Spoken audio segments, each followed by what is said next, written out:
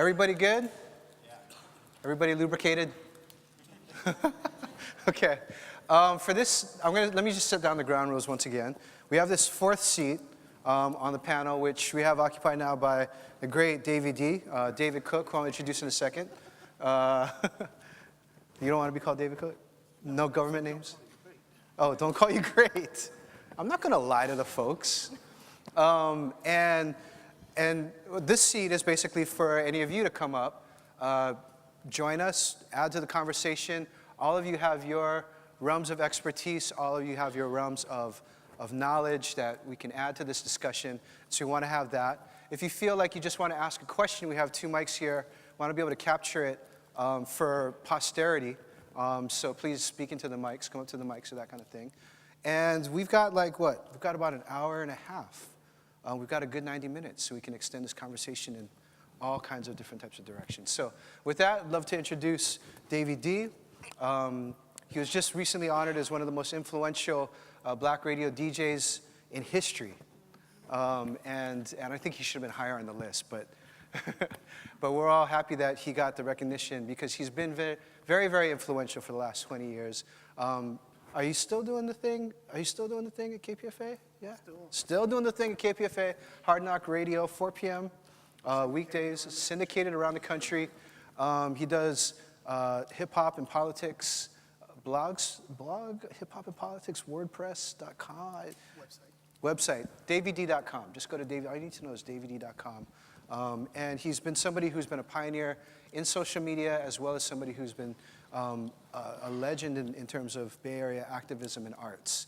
So Dave, take it away. Well, thank you for having me on. And first, big props to both Eva and Esperanza. I think you all have articulated things that I've been thinking for a very long time and said it great. So I might have to borrow some quotes. I think the most important thing, what you were saying, is that it's, you want to see victories and not about struggle. And that's important for the work that I do. For people who don't know, I've been in radio for, I guess I'm going on 25 years now, and professionally for 20. And I've been a programmer for radio. I've been in management, and so that's really been, I made a lot of headway in that arena. And I think for many of us as activists, we have given way to this large terrain called radio and media because we're very comfortable with a democracy now and maybe a Rachel Maddow or a couple of shows, and we stay there. Meanwhile, everybody else has explored and have captured and have really gone to town in terms of utilizing what is the most popular medium, especially when it comes to socializing people, in particular poor people in the world. And I'll go back a little and refer to the Gladwell article, which he talks about the lunch counter.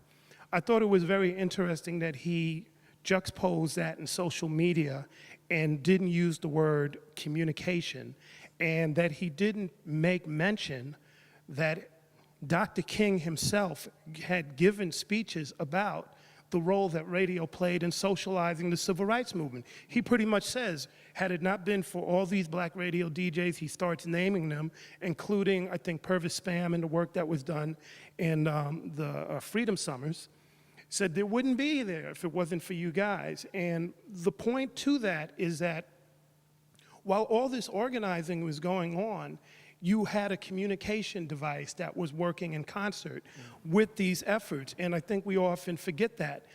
We romanticize about going door to door, knocking on these things, but if there's nobody there to make it sound sexy, deliver it to the masses at once, and reaffirm the actions that are going on the ground, then you wind up having a bunch of efforts either being duplicated over and over again, or you have people that just don't feel inspired at all, and increasingly so because so much of our identity in the reality-driven TV, media circus that we now are dealing with, it's affirmed by what comes across these airwaves and on our TV screen. So I say this to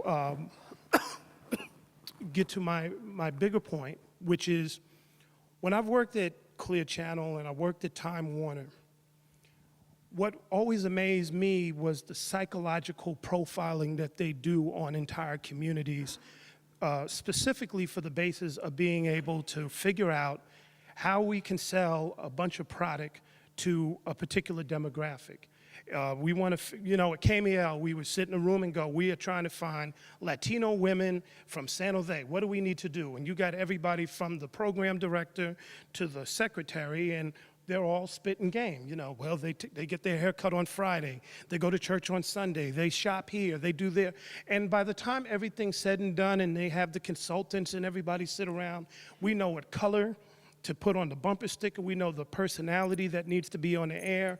We know the type of words that need to be said. We know all these types of things. And that's just radio doing it. You know that all the politicians do that as well, and that this is a big cottage industry. So my question becomes, how are we countering this? Because when you go out on the streets and you're trying to organize folks, it's cool, but if it's not being reinforced, first of all, in things that they frequent, then you really have a hard time. The biggest mistake I felt that Barack Obama did in 2008 was not continue to do what he did in 2009 and 2010. I was doing a lot of work in Texas, and I would remember being there, and he would be on the radio, Steve Harvey's show, and on The Box in Houston. He was constantly a presence, and people were excited. And when you went to organize, you were reaffirming what was going on. And the DJs, the black radio DJs, would talk about the debate the next night, and so this was a constant engagement. Came the election, and after the inauguration, it was business as usual. And when you would talk to people and say, well, we did a poll and a study, and we found that people wanted to continue to be engaged. They wanted, this is what they're saying, we want to continue to have this conversation. And nowhere was that taking place. The radio stations that were calling themselves Obama FM and Hot Obama or whatever nicknames they had weren't even having discussions about all the big issues from the health care on down. Obama himself wasn't showing up, nor were his fellow Democrats. And so you had this absence, and then at the 11th hour, people showed up, and for the 2010 election, you went from record voter turnout to super low turnout. And then when you ask these people, they're like, well, they don't talk to me, I don't talk to them. I use that as an example to say that for us as activists, if we are not going to the places that people frequent, we're missing a big opportunity. And one of the places that people frequent a lot are these mediums. In other words, what's the conversation that Chewy's having in the morning on KMEL? Or do you even listen or care? Or do you care what your kids are listening to? And when I say kids, I'm not talking about the 5 and 10-year-olds. I'm talking about the young adults that are probably going to vote in the next election. How are they being engaged? What's coming across the airwaves on BET or Comedy Central? So these are the types of things that I think are often missed. And I pay close attention to that, and I see huge voids. And I'm concerned about that because when I'm in these activist enclaves, the conversation is almost as if people take pride in not listening to these things. Oh, I don't listen to KMEL. I listen to something that's more highbrow. Well, the highbrow, lowbrow argument can be the death call for all of us. The lowbrow people are already used to doing without. I think many of us, we live and die by their lack of participation. So right now, when we see that people didn't want to show up at the elections, maybe most of us voted, but those record numbers that came out in 08 that didn't come out in 09 because nobody engaged them for the full year and a half, they're like, I'm used to being poor. What about you? I can survive this storm. How about you? And many of us can't, and we're having a very difficult time as we're seeing unions get busted up, and you have a population that goes, I don't know nothing about no unions. Nobody ever talked to me about it. They're seeing that certain things like net neutrality is being dismantled, and people going, nobody's ever talked to me about that, so it makes no difference. And so I want to encourage people in the work that we're doing to pay close attention to the areas that folks are constantly gathering in, and then use our creativity to have conversations with, not talk down to, but to have conversations with folks so that we can be a more cohesive community. If we don't, I think this situation that we're experiencing now is going to continue. I see the right doing those same psychological profiling exercises that we were doing in radio. I see them working cohesively with their base so that if person A says this, person B, person C, all the way around the country, they all seem to be on one accord. And they seem to be familiar with each other's backyards. But I would question if people in this room, if you're not from Oakland, do you know about Oakland? Do you care about Oakland? Do you know what goes on in your neighborhood or my neighborhood? Do you know what we're listening to, what the conversations are? And do you support those efforts when they come forth? And if not, then I think we're going to have big problems. So that's a thing that I would just leave folks with. Understand the psychological profiling that's going on. It's a full steam effort to dumb down a large number of people in this country. And when I say dumb down, keep them away from this game called politics and community organizing and awareness, and to make it seem so confusing and so unattractive that they don't even want to be bothered at all. And I see that happening in ways that are increasing instead of decreasing. So I'll just leave you with that. Esperanza, Eva, did you guys want to? Yeah, I mean, I think one of my first reactions is sort of this question around framing and messaging. And we're very fortunate, again, as a collaboration of organizations to work with the Ella Baker Center, which is like the masters of messaging. And one of the things that we talk about in our work is that electoral organizing, unlike base building, is really about scope and scale. So if we were running a base building drive and I wanted all of you to be members, I would come around and talk to you for like an hour, hour and a half. I'd show up at your house later tonight with vodka for like 2 hours. Then I'd come in the morning with a muffin, and we have breakfast for 15 minutes, and then I'd pitch you and you'd join my organization.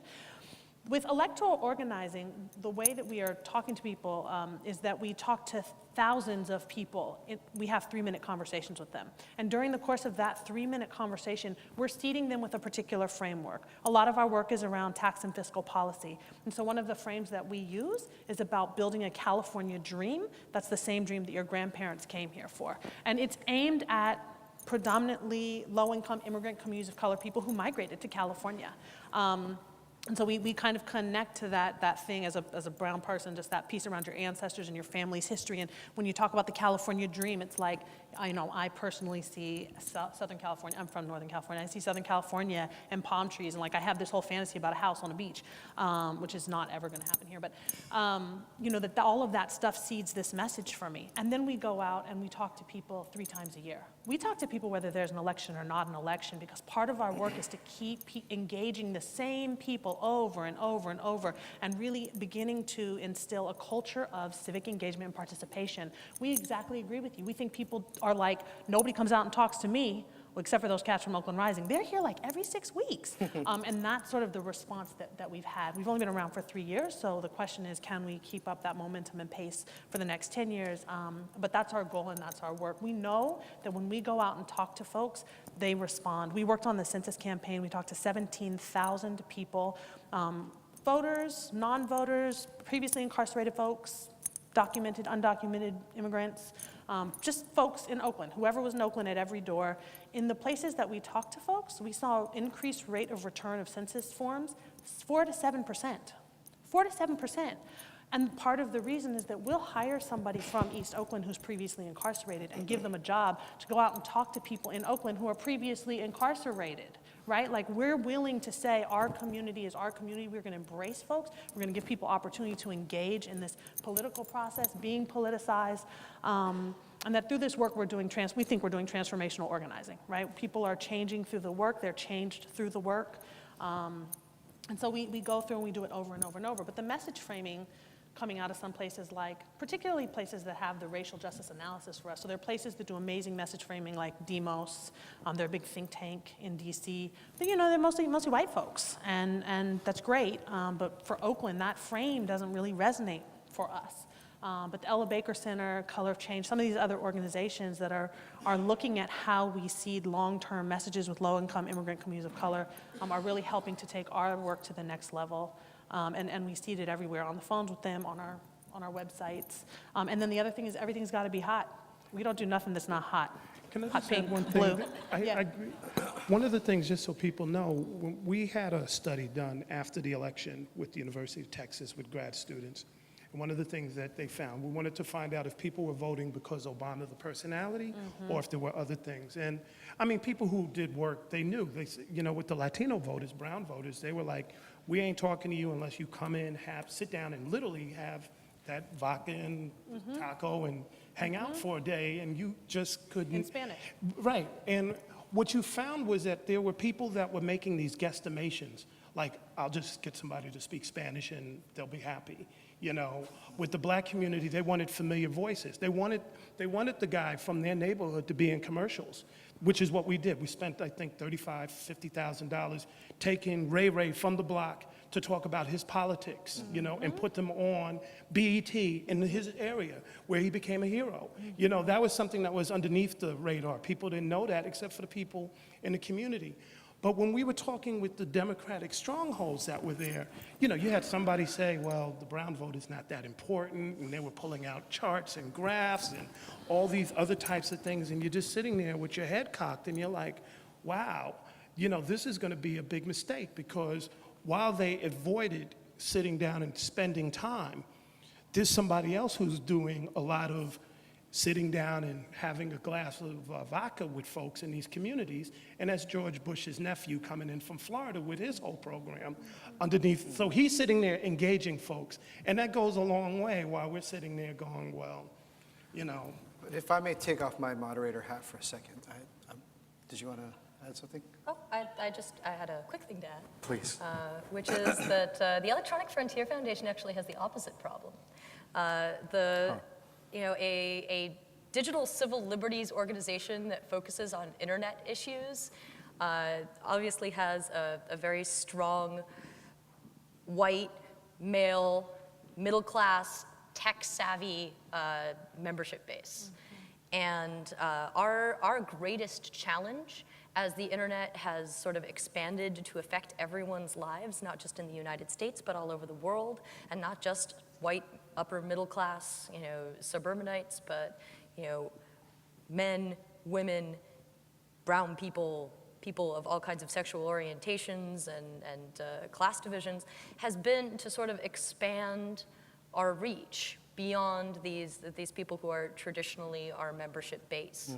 And there is a lot of pressure on tech organizations to keep talking to those same people that we know are really interested in our issues and have been following us all these years and have been, you know, donating to us since 1990, and sort of, you know, get into these niche issues like, you know, can you jailbreak your iPhone?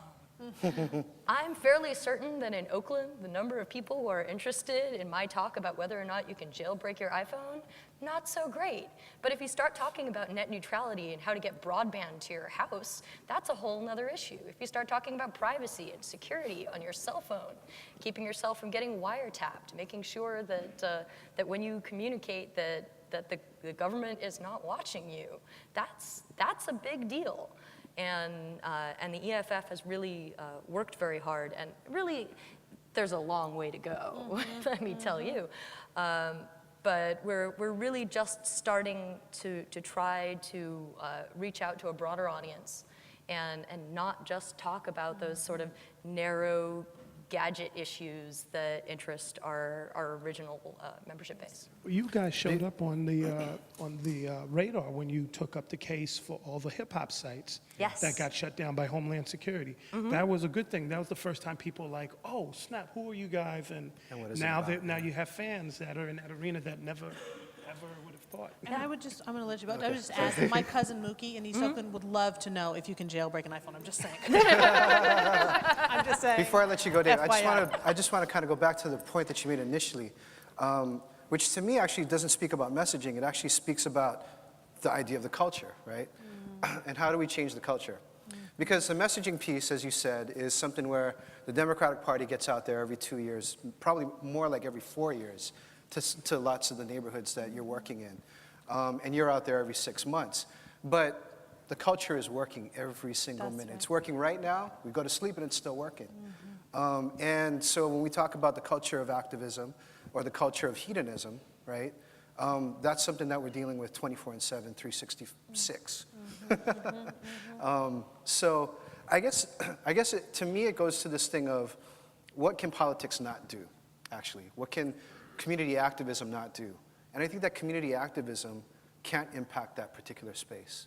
So again, I'm taking off my hat here, I think it and I'm cannot. throwing this out to be controversial, but I think it can. I think it's very difficult in so many ways for that kind of conversation to be continued on a daily basis. But what David's talking about is Steve Harvey every morning, Tom Joyner every morning, Sure. Davey D every afternoon, you know, where the kids are at. The hip-hop sites, they were at those hip-hop sites all the time. So that was something that would be very, very crucial in a lot of ways.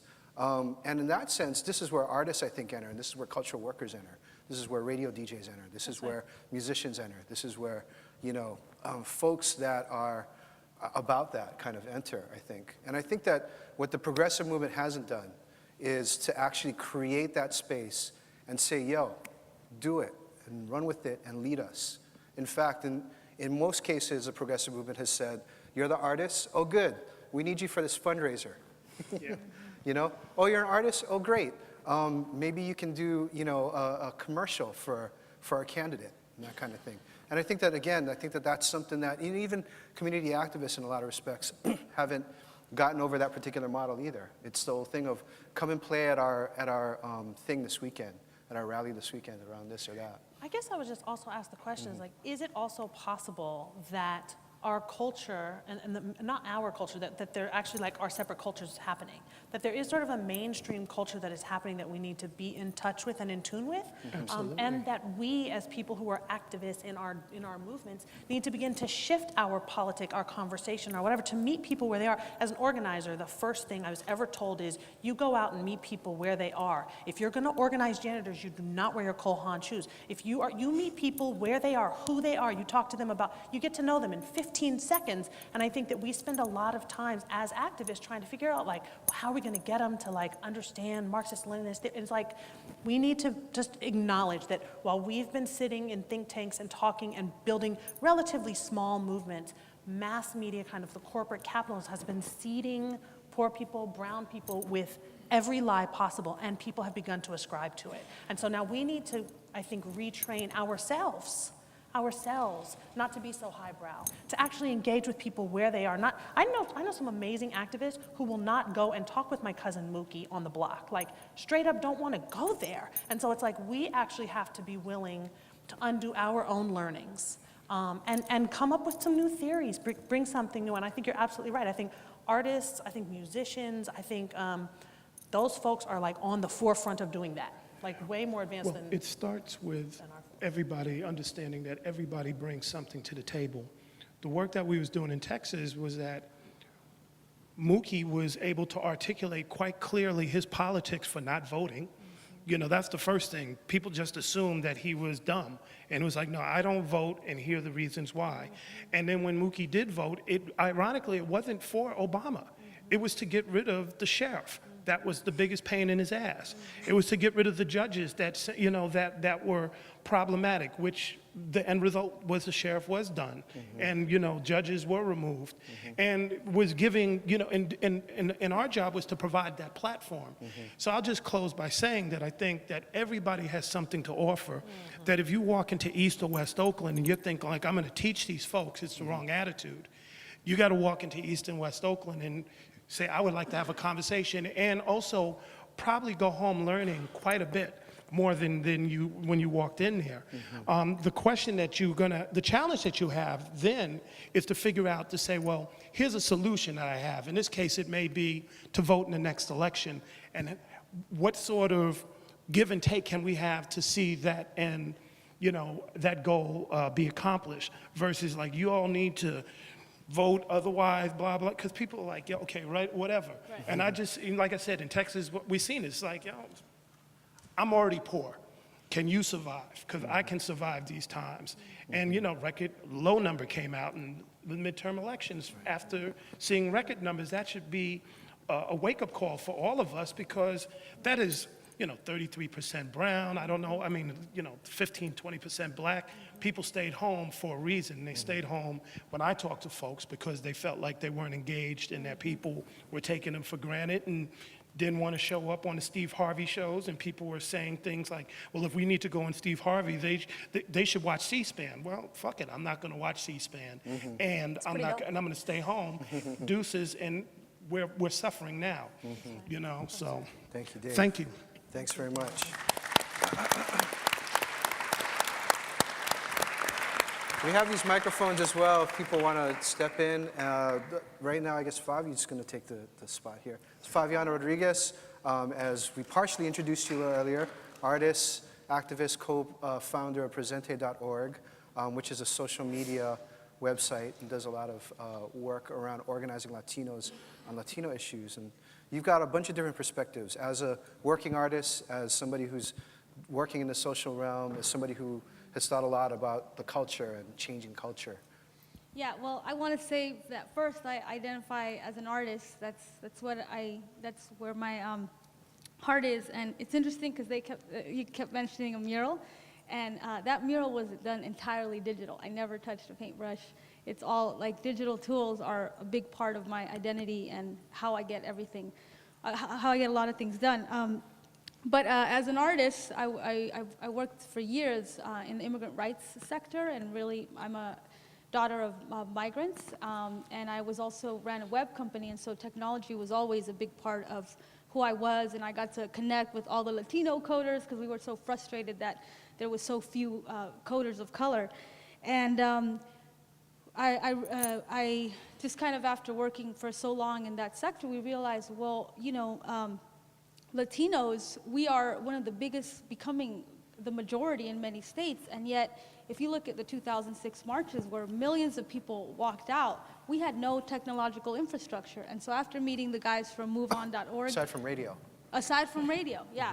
We were not using technology, and so when I met the guys from MoveOn.org, they said, why don't you start a Latino Move On? And bam, 2009, I started Presente.org, and in less than a year, we had over 100,000 members, and we were able to get Lou Dobbs, one of the most anti-immigrant voices on CNN, off the air, thanks to like a campaign that was about getting, yeah, thank you.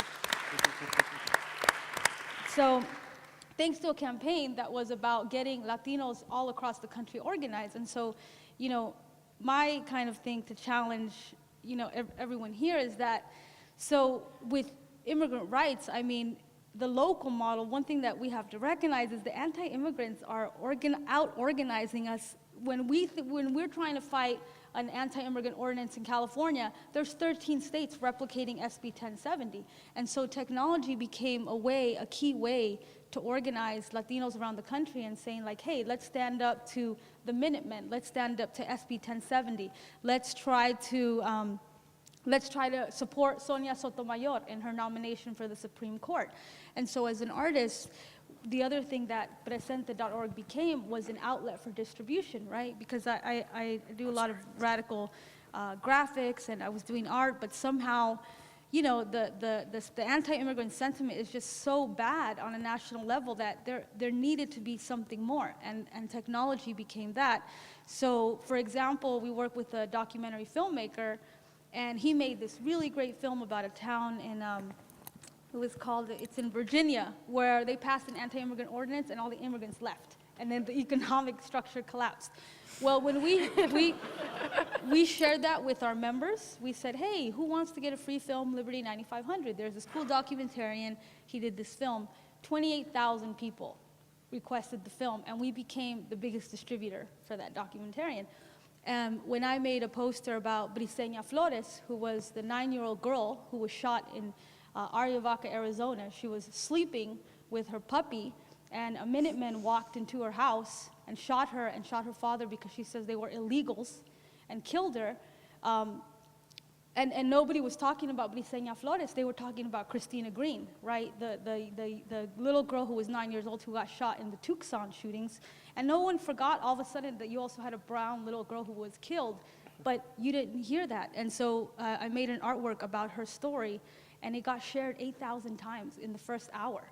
So as an artist, it's like, wow, like this is like a whole nother distribution method where our content can get out to people when they're most hungry for it, or when they're just, there's that moment when you can hit them with something that an article won't do, or that, a paper won't do, but art can do, And so, but then, what ended up happening is typical in the activist world.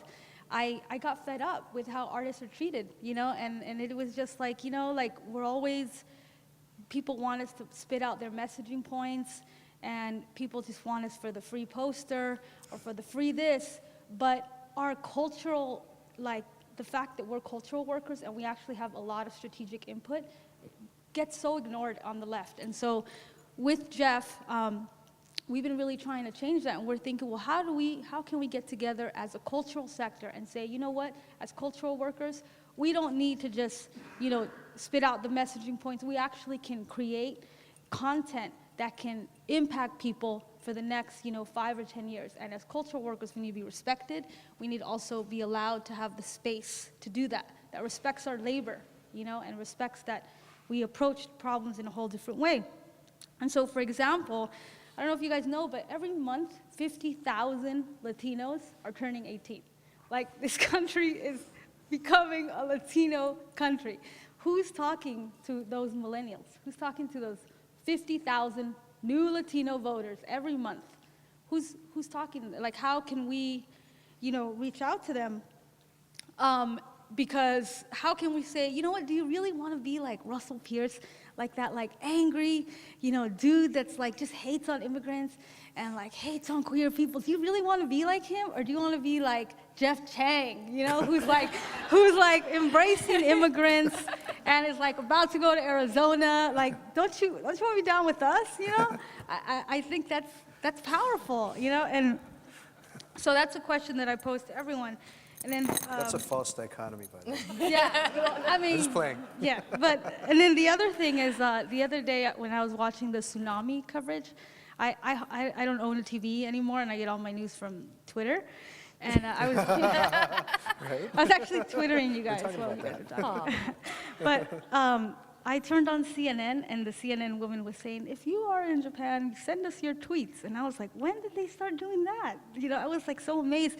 And then I saw the New York Times the next day, and the news was already outdated. Mm-hmm. Because Twitter had already gotten the news first. So just that, especially in the immigrant rights field, I'm a little different than Esperanza in the sense where I'm a techie, and I have seen how technology has completely changed the game in the immigrant rights field for us who are pro-migrant. And I definitely believe that these 50,000 millennials every month are on Twitter and they're on Facebook, and we need to start reaching them now. And I also really want to give a shout out, especially to all the artists here, that I think when it comes to thinking about our space in the progressive sector, a big part of what we need to do is advocate for ourselves as workers, and as not just people who are here to output what's already been designed in the back rooms or in the think tanks, but for us to come in experimental and really come in with our ideas and say hey, we have the legislative strategy, we have the grassroots strategy, what's the cultural strategy? So that's the question. Thank you. All right. Thanks, Bobby. You guys ready? Well, I would be very happy to talk about art for a little bit, because one of the things that EFF does a lot of is we do a lot of work in the realm of intellectual property, which is certainly very interesting, mostly to artists who spend all of their time creating intellectual property, frequently putting it online, and then find that other people are taking it and reproducing it and sometimes selling it as their own. Or making minor changes to it and then selling it as their own. And so artists are creating all of this value, and they want to make sure that they get respect and that they get credit and that they get paid. But at the same time, there's this enormous There's an enormous pressure from the sort of large entertainment industry, which is a huge lobby in Washington, D.C., and they pressure Washington to create very strict intellectual property laws. And part of what those laws do is they put a straitjacket on artists when it comes to using other people's material. And we all stand on the shoulders of giants. Art is influenced by other art, and music is influenced by other music. I don't think that you can see that anywhere more clearly than you can see it in hip hop, which is one of the reasons why we were so involved in the takedown of these websites that were showing, or sorry, that had links to all kinds of hip hop artists under claims that these sites were infringing on intellectual property.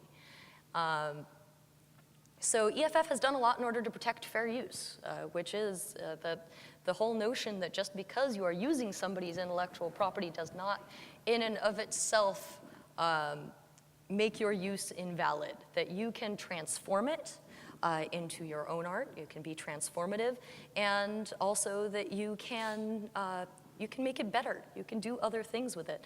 And one of the other things that we've done is we have advocated for the use of new revenue models. We want to make sure that artists get paid, but honestly, we're not that interested in seeing a whole lot of entertainment industry middlemen get paid for your art. We don't want to see a whole bunch of lawyers get paid for your art. We want the people who are producing the art to get paid for their art. And to that end, we have suggested a model for peer-to-peer file sharing, a way that musicians can get paid and people who make movies can get paid for the stuff which for their stuff which gets downloaded online. You know, I'm really curious, sort of, how do you all qualify what success would look like, what your victories would look like, what your win would look like? Is it the election of a certain number of people to city council? Are you a partisan organization in that respect? I mean, how do you actually come up with what it is that you're seeking to try to do? I mean, the electoral organizing in and of itself can happen, you know, regardless of ideology or agenda or anything like that. I'm curious how Oakland Rising sees its campaign. So Oakland Rising is a 501c3 nonprofit organization. We have a sister organization that I'm also the executive director of called Oakland Rising Action Fund, which is a C4. A lot of people may remember the C4. There was a huge Supreme Court battle in C4s, and people were really worried that corporations were going to throw huge amounts of money into C4s. And our particular electoral political crew decided, you know what, let's get one too. And let's see what we can do with that. We're really excited that through Oakland Rising Action Fund, in the last election, we ran the only independent expenditure for Jean Quan. We were outspent by the prison guards and the Oakland police, $2,000 to 1.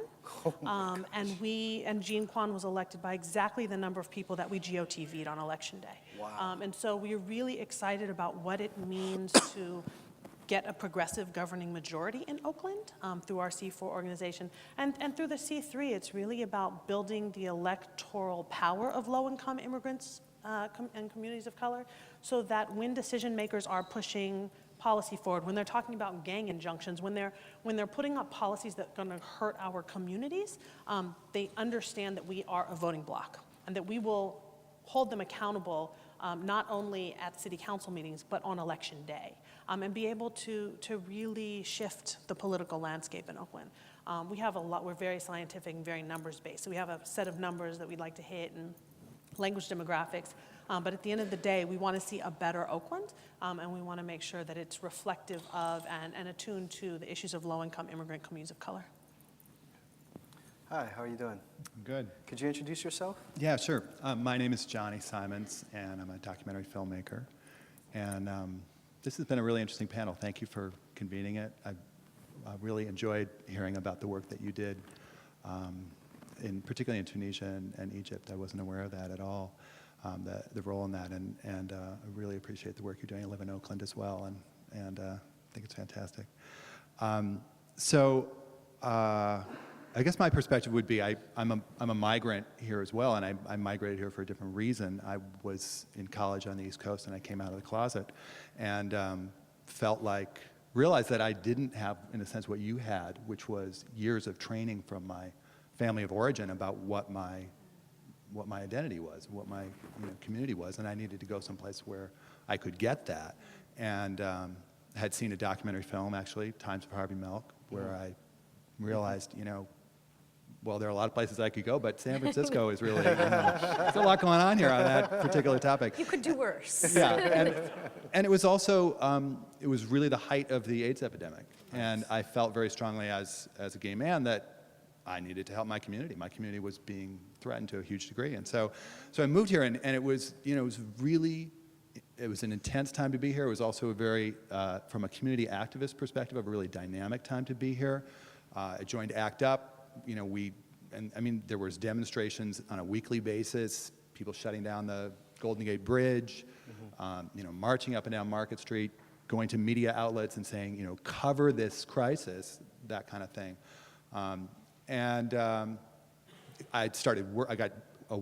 My job was to do outreach work, community organizing work. I was out passing out condoms and talking to young gay men who were moving here and, all of that kind of stuff. And eventually I moved from doing this kind of one-on-one door-knocking work to more into media work and, becoming a filmmaker, because I realized that by spreading this message, using technology to spread the message, I could reach broader, groups of people. I guess, the question I would throw out to you both is where is the Bay Area community activist community, the community activism in the Bay Area, where is it headed? I feel like there's a lot of complacency here right now, and which kind of surprises me given the history of this place and, all the movements, whether it be the Black Panthers or, the LGBT movement or, Summer of Love or, stretching back further. There's a lot that's wrong. I really appreciate what you said, David D., about the ways that we're being dumbed down by the media. You talked about fear as being a motivator. You talked about hope as being a motivator. But what's really going to get people kind of, in a sense, out in the streets or mobilized in some ways? In a way, I love the internet and all the things it provides, but I also wonder to what extent it provides a certain false sense of actually making a difference, where I get emails every day saying, sign this petition, add your name here, and I take my action, and then I feel like, oh, I've done something today. I've been an activist today, and I can sort of rest on my laurels about that. But is it really changing anything? Would it change things more if I was out in the streets again? I don't know. But there's a lot that's kind of passing us by, I feel like, and there's a lot of energy in this bubble that we all live in that we're not capitalizing on. Great question. That's right on. Thank you for that question. Sounds like you've done some amazing work, so I'd love to hear later about your organizing. I'm always looking to learn from other organizers. I think I'm so studied. People who are younger in my generation are always like, you sound like one of those old lefties. I'm like, of course I do. What do you think? You thought I had like some new evolution on this shit? I don't have it. You become your parents. Yeah, my mom, like whatever. I'm a mom with my dad's face. And so, I would say to you that when the political and economic conditions become bad enough, I actually think we're moving into that place. Like, I think what was a travesty about what happened in Oakland is that the bubble burst and people lost their homes, and there wasn't enough community sort of root for people to move into their families' homes because their own folks had moved to Texas or they'd moved out long ago, and so people had to leave Oakland. So all these newly really poor people who had been relatively middle class and were now working poor or living below the poverty line, who weren't able to stay there and be able to actually call the question, like, what's going on with this, and get upset because they were just involved with survival, which makes sense. And so, I have the same questions. I think that what's happening right now, people are like, oh, this is not to be fearful. It's actually one of my hopes is that the bubble will continue to burst until we have to have a conversation. I think if we look at political movements throughout the history and throughout the world, it's middle-class folks who have been pushed to poverty who begin to ask the question, well, what is this really about? And what does it mean for government to take care of people? And what are our roles as human beings in saying we love each other in our community enough to fight for and be ready to activate ourselves towards a new vision.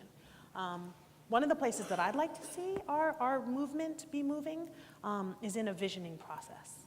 Really getting together and like, not like on some super touchy-feely, because I'm not that. I'm like vodka, I'm not like that. But you know, like a visioning process where people are coming together and getting really real about like, what is it that we're trying to build? I think we still are very much in that old school lefty orientation where we spend a lot of time trying to figure out how we're gonna fight back. But to flip it and say, how are we gonna create the conditions by which we create the conditions that we're going to change the world? And so to be way more proactive, and I think organizations, again, like Presenta, I think that's a prime example, like helping to shift the political and cultural context to like call the question. I think Oakland Rising is doing a similar thing in a different way. And I think that there's, I mean, and I don't know, like the thing my son asked me today is, how much longer are you going to have to do this work? And I'm like, right, because he had to go to childcare so I could come here, and he was like, and I was just like, damn, you're me. And I kind of looked at him and I was like, you know what, we're going to do it as long as it takes. And he was like, I know. And you know, like this orientation of like, I don't actually know how long this work is going to take. And I am super fortunate to be able to have been so steeped in it that I know that it's my life's work. This is what I'm supposed to do. And I'm really honored to have other people who also know that it's their life work.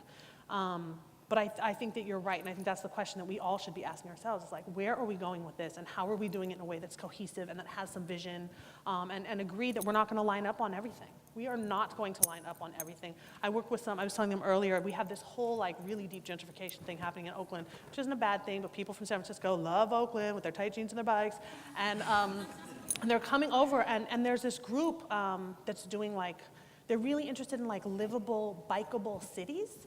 And they are mostly whiter, middle class, from like, you know, like working folks, they work. And we had all of these assumptions about them, you know what I mean? Like they were driving their little 1930s bike cruiser, beach cruiser or whatever. I'm like, she doesn't have any gears, like she's so awesome. We had a conversation, she was like, no, I come from wealth, but my parents don't give me a dime. So this is what I could afford, and I got it at a farmer's market. Like, you know, just really like beginning to break down some of those assumptions that even we make about who our gentrifiers are and what that means. But these folks can work with us on land use issues for different reasons. Right? They want livable, bikeable, walkable cities so they can bike. We want to make sure that people who live in the hood have a place to eat and access to transportation, and like, but we're beginning to work with each other. And so I think it's working with likely and unlikely allies to vision a new world, and the world that we can build together. All right, well, I guess it's sort of my role to take the macro approach. One of the really wonderful things about the Electronic Frontier Foundation and what makes us different from other civil liberties organizations like the ACLU or Move On is that we are made up of 3 different kinds of people. We have an arm of our organization which is legal, so all lawyers. We have an arm of our organization which is all activists, and we have an arm of our organization which is made up entirely of technologists, you know, software and networking and development people. And whenever we look at a new challenge in the field of digital civil liberties, whether it's limited to the Bay Area or the entire world, we sit down together and we say, what can we do to really affect the sort of change that we need? Is this a situation in which we need to file a lawsuit or an amicus brief? Is this a situation in which we need to mobilize hope or outrage or get people to write to their congressperson? Or is this a situation where we need to write a piece of software, such as the HTTPS Everywhere Firefox browser extension, which automatically gets you to use HTTPS on certain websites which have enabled it, so that your information is always safe and encrypted? Do we need to launch a campaign to get more people to use Tor in order to improve their anonymity online? Do we need to get more people to use Tor nodes in order to improve the Tor network so that it remains robust when lots of people are depending on it to use anonymity online? Or do we need to file a lawsuit, like suing the U.S. government and AT&T when the government is blatantly violating your Fourth Amendment right to privacy by installing secret rooms in AT&T buildings and pulling all of your data for later analysis. There are a lot of different things that we can do. And because we have so many tools in our toolbox, we spend a lot of time thinking about what the appropriate way is to solve this problem. And one of the things that I've been really excited about recently is working with our staff technologists, because the sort of people who normally develop software and networking have really been galvanized by recent events in North Africa and the Middle East. They can see that the tools that they're building are making a difference. And they can see that governments are very interested in subverting those tools. And so now there's an entire conversation in the sort of software development and hardware development community about what we can do in order to fight back against government censorship. And to that end, there are a couple of very interesting projects. There is a project called OpenDNS, which is trying to create a censorship-proof DNS system. I don't know if you guys are familiar with DNS, domain name service. This is what maps your IP address to your domain name, the name of your website. And if somebody manages to undermine your registrar or to sue you in order to get your domain name, they can simply go to your domain name registrar and they can grab your domain, and suddenly your website doesn't map to this address anymore. There is a proposed amendment to a law called COICA, which would make it possible for the government to maintain a list of websites that it will just summarily hijack as long as somebody complains that they're involved in some sort of intellectual property theft. Which relates back to all of the hip-hop websites which got taken down by ICE over intellectual property issues. So that's one of the things that we're working on. There's also the Freedom Box, which is an ongoing project in Washington, D.C., being spearheaded by the Free Software Foundation in Boston and Evan Mogler. And the whole idea behind that is that you're keeping a whole lot of your information in the cloud. If you use Gmail, then Google has all of your mail. If you use Facebook, then Facebook has all of your private information. And you might think it's yours, but when the government comes looking for it with a subpoena, it's theirs. And that company can decide whether or not they want to hand it over. And they don't necessarily, under the law, even have to tell you that they're doing it. And that is a very dangerous precedent. So to that end, the Freedom Box is it is an ongoing project in which we're trying to develop a piece of hardware that people can keep in their homes, which will be both a web server and a mail server, and you will have control over your data again. So we're very excited about seeing where that goes.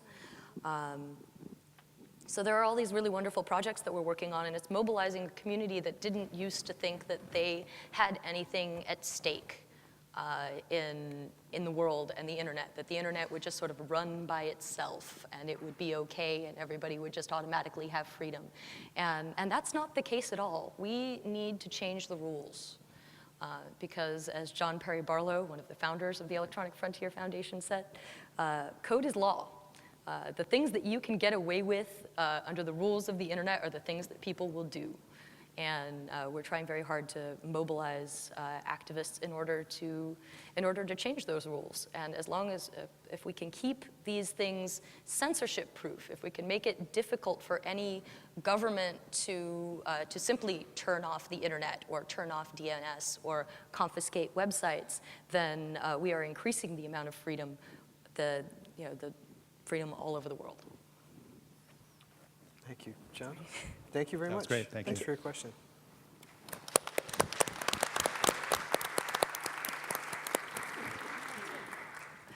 I wanted to, hello.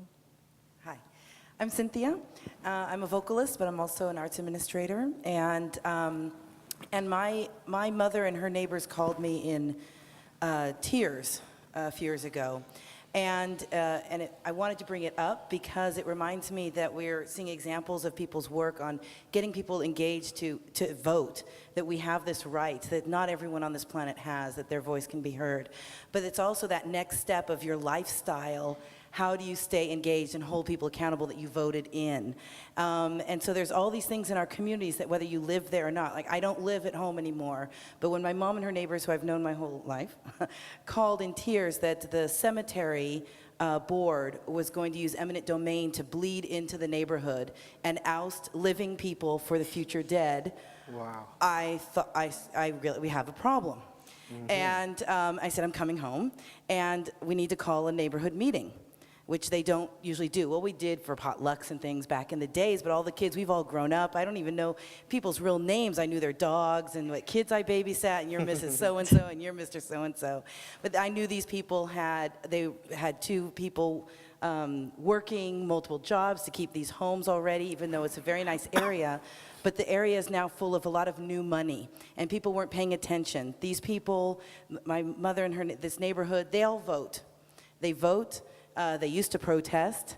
They've had their multiracial children. They've done their thing, and now they're living and not recognizing that the developers are now on the cemetery board and say, we only have enough room for dead people for 100 years. Oh no. What happened is then they organized, and we went to city council meetings, and I didn't speak, but I had my hand at the small of their back and let them protect their neighborhood. And now they are going out and helping other neighborhoods protect their parks that they want to get rid of parks, or whatever's happening in their neighborhood, literally in their area. Now these are homeowners, so they have a very different ownership of the area than I do. I'm not a homeowner, but I still pay attention. And I was realizing how when you mentioned, where'd you go? There you are. I signed the petition, and you feel, okay, I signed the petition. I did something, all right, I like it. Yeah, I did my part. Or do you actually go to the fundraiser? Do you actually let someone stay in your home? Do you actually organize your neighborhood? And then do you actually then go to those meetings and see what they're putting on the agenda? And so that's where I think people need to recognize that living isn't for the lazy, that community activism is a lifestyle. So I guess the real long of the short of it is, or the short of the long of it, is that community activism, from where I'm standing right now, is really a lifestyle choice. And everyone has a certain level that they want to come in on in the world of activism. And they may not want to step up until they feel something threatened. And then the next thing you know is that then they've learned something, and then they're going to help other people in those situations. And I just want to remind everyone here that there is an activist in all of you, whether you've formally or not formally. And I want to challenge you that when you leave today with new information and hopefully some empowerment and inspiration like I'm feeling, that you look at how can you help people with their lifestyle. But start with yourself. Where is activism in your lifestyle? What level are you coming in on? Do you want to advance it, or do you want to recruit? But I just want to challenge everyone to really think about the lifestyle. It's more than just an action, unless you want to just do that. I mean, you can just do that, but make a choice. We have such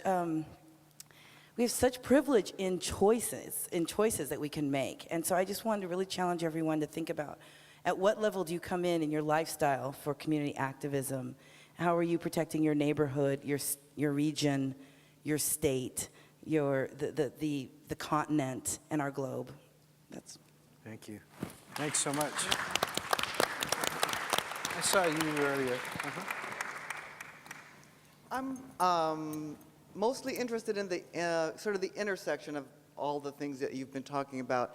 I've been doing community art since the 80s, and so I'm also interested in the history. In some ways, all the internet and all the more recent developments has brought us to a place where I wonder how, through education and the way we look at new cultural workers, I mean, we've been doing it for a long time. I'm thinking about, as an educator, as a professor, as a arts educator, how do you frame to a young artist coming into the field, what kind of cultural worker or community worker or artist are they going to be, where they can use media, where they can go door to door and do, direct contact with people, at the same time have a global reach in their work. To me, it's a whole new way of being an artist. But I think in the art world itself, there's such a lot of conflict between the way artists get trained, the way we educate artists,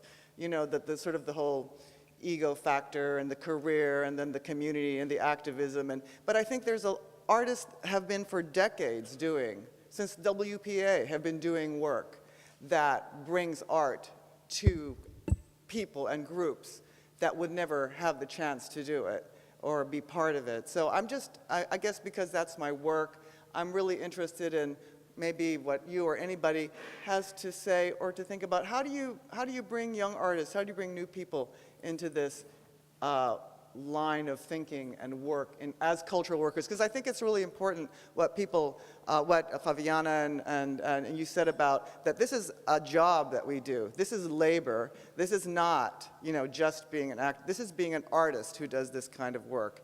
And we need to make that an exciting thing, an exciting way to work for young artists, or not young or old artists, artists who, decide that's what they want to do for their, that's something that's been crossing my mind.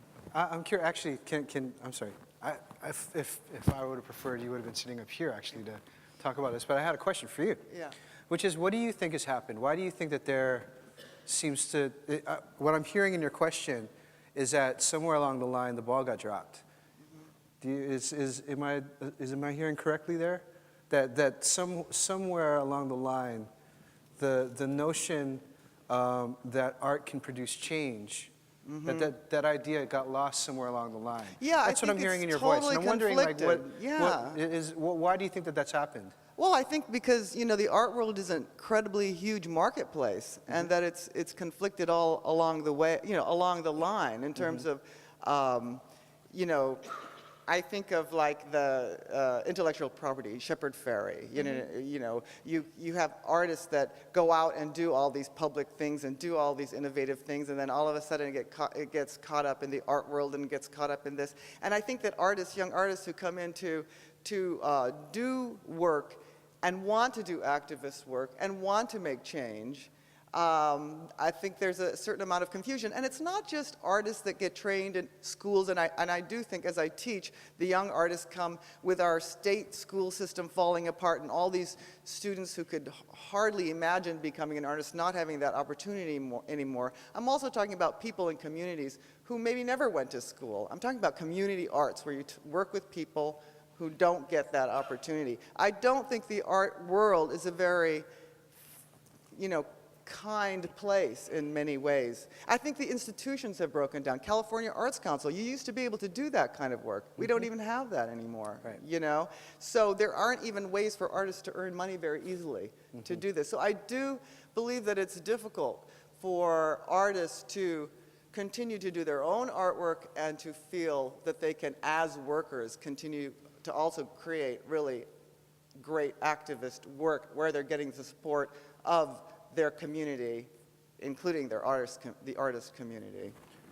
I ask because, for the last, 10 years or so, I've been doing a lot of work sort of in the arts advocacy world, arts administration world, sort of on the periphery, asked to do stuff for funders or this and that. I remember there was a conversation one time where there were a number of folks who had come up during the model cities, NEA era, that kind of thing, and they're bemoaning like the fact that there's no structure anymore. And I remember a colleague, a friend of mine, a good friend of mine, a guy who started the Hip Hop Theater Festival, got up and he said, NEA, CIA, what's the difference? I don't know.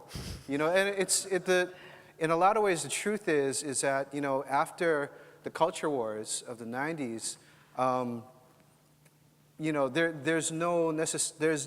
we don't have any connection.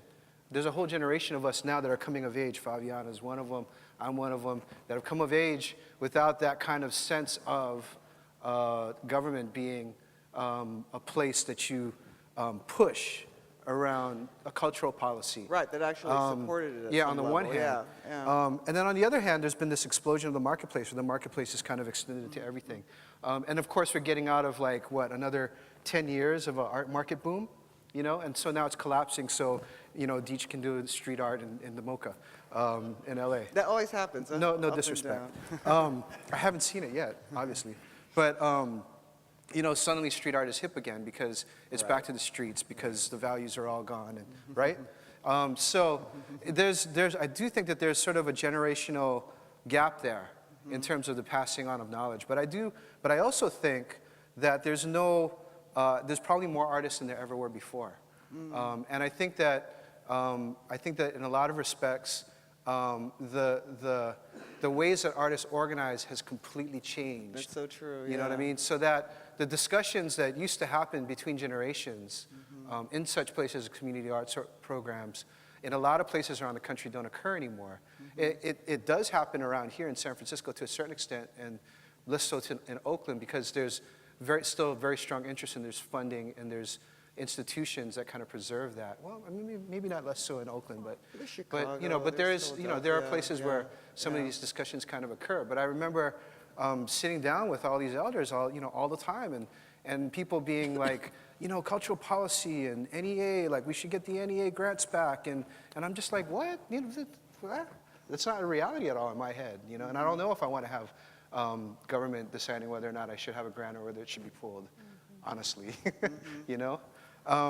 So I think that there's a little bit of that going on, but I also think that in a lot of ways what's happened, what you do see happening, you know, in these little street side galleries, in terms of the tools that people have that they didn't have before, this explosion of creativity. And I think the main question that we're trying to figure out now is, how do we marshal creativity to get people to think in a more progressive type of way? How do we use creativity to shift the frames around these types of things? How do we get beyond the question of messaging and get to changing the narrative, the underlining narrative, which is, I think, what the culture is about, changing the culture is about. So, yeah. Oh, Ken, welcome. Welcome back. I've been sitting here trying to decide whether I had the courage to do this or not, and since we're almost done, I thought, okay, I'll do this. You guys are awesome, and you're intimidating me a little bit. One of the things I like to do in conversations like this is listen to a lot of different things and see if I can find a connection. So I want to talk about a couple things and then ask, because I've really been increasingly disturbed over the conversation about privacy.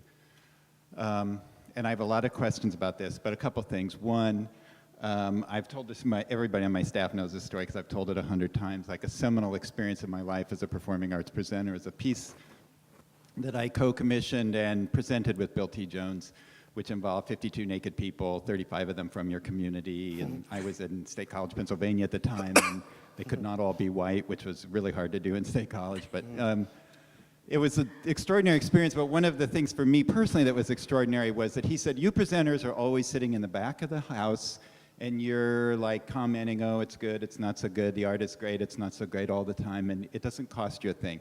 I am up there on stage making myself vulnerable every single night, and I'm not going to let you sit in the back. You're going to be up there with me this time. And I never forgot that in terms of both understanding what an artist does when an artist puts work out, and as a piece of themselves, puts it in front of thousands maybe of people who will have a comment about that, some of which is personally devastating, right? So I really honor and respect the courage that it takes for an artist to put that piece of themselves out there. And yet they continue to do it over and over, and as you just said, we have thousands more, so people really want that. The second thing I think about is that the core idea behind civil disobedience is that actions have consequences and you are prepared to pay the consequences. You don't sit in and then expect to get out. If you sit in and you get taken to jail, that's part of the deal, and you know it, and you're ready for it. And activists that we know and honor throughout history, like Martin Luther King, paid with their lives for the courage to stand up and say, no, this can't go on any longer. So I have no, the Malcolm Gladwell article, I'm starting to connect things, I hope, a little bit. The Malcolm Gladwell article, which I had read, and I was just like infuriated by it because I thought, why is it? It's the same thing we're seeing now where everybody's saying, insisting, these people are insisting that Twitter did not cause the Egyptian revolution. There was just a comment, there was just a thing in the New York Times the other day. It was, Twitter did not cause that. Facebook does not, all of these people that feel that compelled to prove that these contemporary tools are not causing this. To me, is like, I'm like, okay, yeah, that's probably true, but who's claiming that they did? I didn't see people claiming that they did. But I do see this as a mechanism by which the kinds of organizing that Gladwell talked about, right, actually happens on a larger scale. So even though he's sort of, and I question about his knowledge and his perspective, how much did he actually know about those sit-ins, but okay. But that what happened there, I think, happens on a larger scale with the technology tools that you talk about. It's a hammer, okay? So all that to say, I'm struck by this thing about Facebook and privacy, because I kind of feel like, well, shouldn't we? If you're going to be there and you're going to say it, shouldn't you be standing up for it? If I might comment really quickly? Yeah, I thought you would. All right. Here we go. There is actually a very important role for anonymous speech in this country. I think that Facebook is directly antagonistic to the entire notion of anonymity or even pseudo-anonymity. But again, that's because that's where they make their money. Our founding fathers printed pamphlets anonymously. This was their primary method of communication with the people. They printed pamphlets under pseudonyms, and they talked about the most important political issues of the day. Anonymity isn't just for trolls. It's not just for people who are gonna, rile you up. It's not for people, not just for people who are trying to make stupid comments in your blog. Anonymity is a method of speaking truth to power. And it gives you a power that you would not necessarily have if you had your name on the statement, because, well, for two reasons. The first is that you are in some ways protected from reprisals, and therefore you can engage in a certain level of whistleblowing, and you have a certain level of distance and safety. But also because in your anonymity, you are able to speak for an entire class of people. You're able to represent more than just yourself. And I think that that is an important role for anonymity, and that it's something that people are really trying very hard to take away on the internet, and not because they're worried about too much trolling or they're worried about a low quality of comments on their blogs. They're directly antagonistic to anonymity because it cuts into their budget, it cuts into their bottom line. And I think we need to be deeply and profoundly skeptical of people who say that you should put your name on everything that you write, because there's still a value to speaking without your name on something. And not just in the United States, but all over the world, where, in authoritarian regimes that are going to be directly antagonistic to the whole notion of you speaking out against them. People can't always put their name on their writing, and insisting that they do so is just another way of silencing them.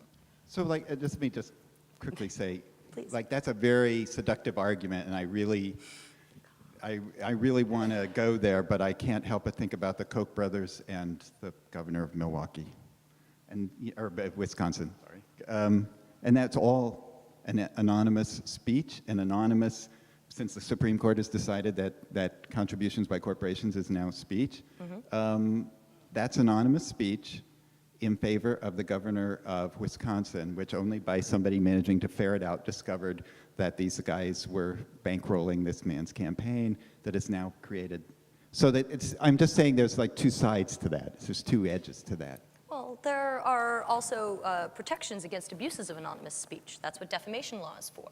If someone's anonymous speech is defamatory, you can actually take steps to breach their anonymity and sue them for defamation. It's not like you can just run around saying whatever you want. It's not that you don't have any accountability.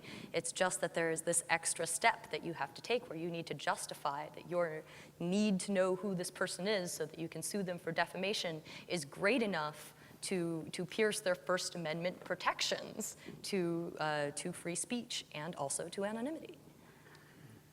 I guess the only thing I would jump in here with, it's interesting, it's also been coming up for me, is like to tease out the tool and for what. So I come out of a context that has all of these martyrs, and actually have had huge conversations in my family about what it means not to martyr yourself. It's how the whole context of winning and not struggling comes up for me. And what does it mean for kind of average, everyday folks, for everybody on my block to get to be Martin Luther King? What does that look like? How do we create that? How do we have have a movement that's bigger than a figure? How do we have a government that's bigger than Obama? And I think that there are roles and situations and places where that is super critical.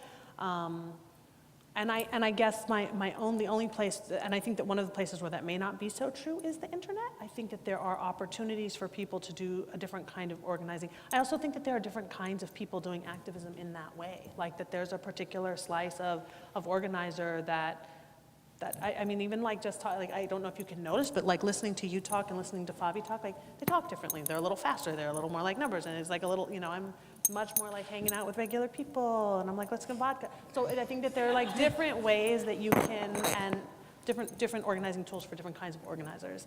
And the last thing I would just say is that I know for me in this country, the one thing that keeps coming up that's jarring for me is this differentiation between kind of third world developing countries and the United States.